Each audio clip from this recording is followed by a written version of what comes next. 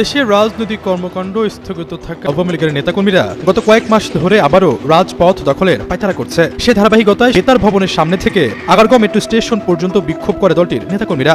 এদিকে আজ ডক্টর ইউনূসের বিরুদ্ধে জাতিসংঘ থেকে কঠিন একটি ঘোষণা আসে। ফাঁসির বিষয়ে দেশের প্রতিটা জনগণ রাজপথে নামে। সারা দেশেই গৃহযুদ্ধ শুরু, সবাই আতঙ্কে আছে। খুব শিগগিরই আন্তর্জাতিক চাপের মুখে পড়তে পারে সরকার। সরকারের কাছে জমা পড়া একাধিক গোয়েন্দা রিপোর্ট বলছে, দিল্লি থেকে শেখ হাসিনার একক নির্দেশে দলটির বড় ধরনের সাংগঠনিক তৎপরতা সামনের দিনগুলোতে দেখা যেতে পারে। বাংলাদেশের আগামীতে রাজনৈতিক যে পরিস্থিতি হবে সেটা আপনারা কল্পনা করতে পারবেন না।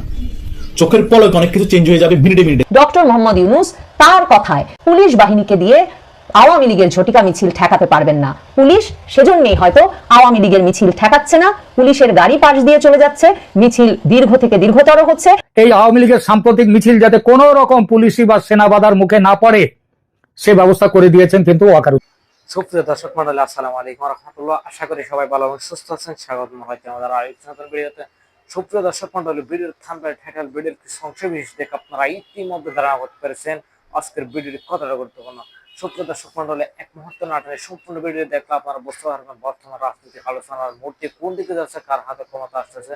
সুপ্রিয় দর্শক, তাহলে চলুন আমরা কথা না বাড়িয়ে সেই সম্পূর্ণ বিস্তারিত আলোচনাটা দেখে আসি। তার আগে আপনাদের প্রতি আমাদের একটা ছোট্ট রিকোয়েস্ট, যারা আমাদের চ্যানেল এখন নতুন, চ্যানেলটি সাবস্ক্রাইব করে আমাদের সাথে থাকুন। অবশ্যই সম্পূর্ণ ভিডিওটি দেখে আপনার মূল্যবান মন্তব্য কমেন্টে জানাবেন।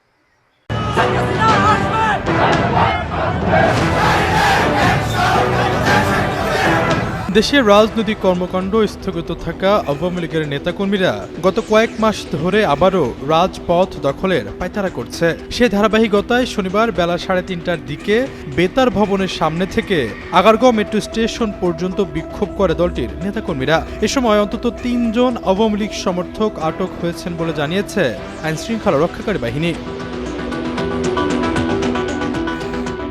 মিছিলে থাকা নেতাকর্মীদের বলতে শোনা যায়, শেখ হাসিনা সহ সারা দেশে আওয়ামী লীগের নেতাকর্মীদের নামে মিথ্যা মামলা দিয়ে সরকার হয়রানি করছে।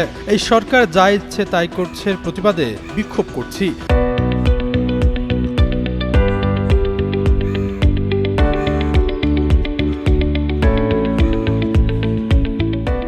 প্রত্যক্ষদর্শীরা জানান, বেতার ভবনের সামনে থেকে জড়ো হয়ে কয়েকশো লোক স্লোগান দিতে দিতে আগারগাঁও মেট্রো স্টেশনের দিকে চলে যায়।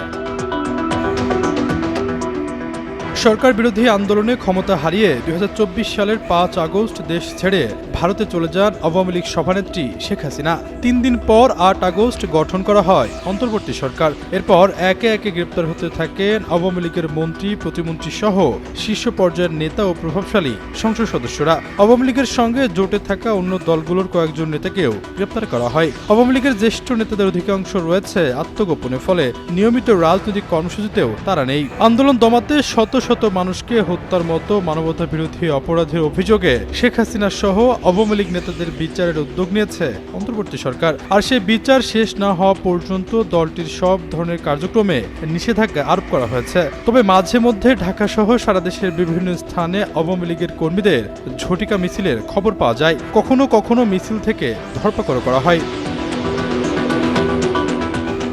এর আগে রাজধানীতে আওয়ামী লীগের নেতাকর্মীরা সবশেষ মিছিল করেন শুক্রবার। সেদিন বাংলা মোটরে কয়েকশো নেতাকর্মী মিছিল নিয়ে ইন্টারকন্টিনেন্টালের হোটেলের দিকে যায়। তারও আগে গত 31 আগস্ট ধানমন্ডির 27 নম্বর রোডের রাফা প্লাজার সংলগ্ন সড়ক থেকে শঙ্করের বাংলাদেশ আই হসপিটালের সামনের সড়ক পর্যন্ত মিছিল করতে দেখা যায় তাদের। এছাড়াও 5 আগস্ট তারা মিছিল করেন তেজগাঁও নবিস্কো এলাকায় ঢাকা মহানগর উত্তর আওয়ামী লীগের ব্যানারে। এরও সপ্তাহখানেক আগে গুলিস্তানের বাইতুল মোকাররম মসজিদের দক্ষিণ গেইটে আওয়ামী লীগের নেতাকর্মীদের বিক্ষোভ করতে দেখা যায়।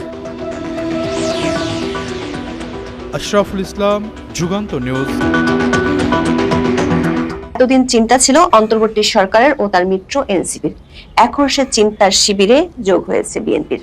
সরকার চলমান গ্রেপ্তার অভিযান সত্ত্বেও কার্যক্রম নিষিদ্ধ থাকা দলটির মিছিলের সংখ্যা বাড়তে থাকা এবং সাংগঠনিক তৎপরতায় সরকারের সেই চিন্তা এখন রূপ নিয়েছে দুশ্চিন্তায়। আবার দেশের বাইরে উপদেষ্টা ও সমন্বয়কদের অনুষ্ঠান ঘিরে আওয়ামী লীগের নেতাকর্মীদের প্রতিবাদ কর্মসূচি সে দুশ্চিন্তাকেও কয়েক গুণ বাড়িয়ে দিয়েছে। সরকারের আশঙ্কা, দেশে ও দেশের বাইরে দলটির সাংগঠনিক তৎপরতা এভাবে চললে খুব শিগগিরই আন্তর্জাতিক চাপের মুখে পড়তে পারে সরকার। সরকারের কাছে জমা পড়া একাধিক গোয়েন্দা রিপোর্ট বলছে, দিল্লি থেকে শেখ হাসিনার একক নির্দেশে দলটির বড় ধরনের সাংগঠনিক তৎপরতা সামনের দিনগুলোতে দেখা যেতে পারে। নানামুখী ব্যর্থতা আর সরকারের দমননীতির কারণে দলটির জনসমর্থনও পুনরুদ্ধার হচ্ছে।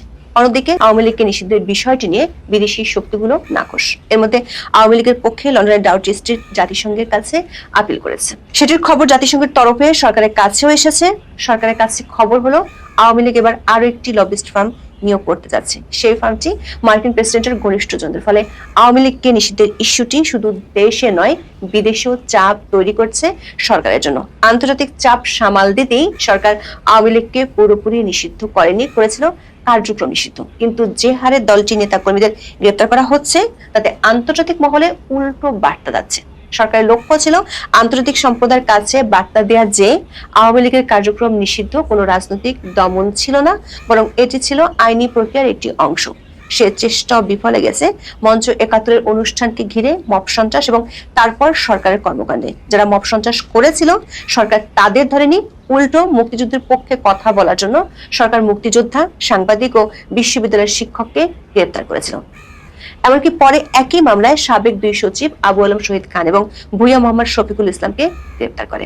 মানবাধিকারের কথা বলার সরকার সন্ত্রাস দমন আইনকে ব্যবহার করছে যাতে জামিন না পায়। এই ঘটনায় সরকারের বিদেশি মিত্র আন্তর্জাতিক মানবাধিকার সংস্থাগুলোর কাছে একটি বিরূপ বার্তা গেছে। দমন পীড়নের মাধ্যমে সরকার যে ভিন্ন মতের মানুষের প্রতি অন্যায় আচরণ করছে সেটি এরই মধ্যে পরিষ্কার হয়ে গেছে। অধ্যাপক ইউনূসের মন খুলে সমালোচনা করার সেই উক্তি যে শুধু একটি কথার কথা তা খোলাসা হয়ে গিয়েছে। দর্শক, আওয়ামী লীগকে নিয়ে এতদিন চিন্তা ছিল সরকারের।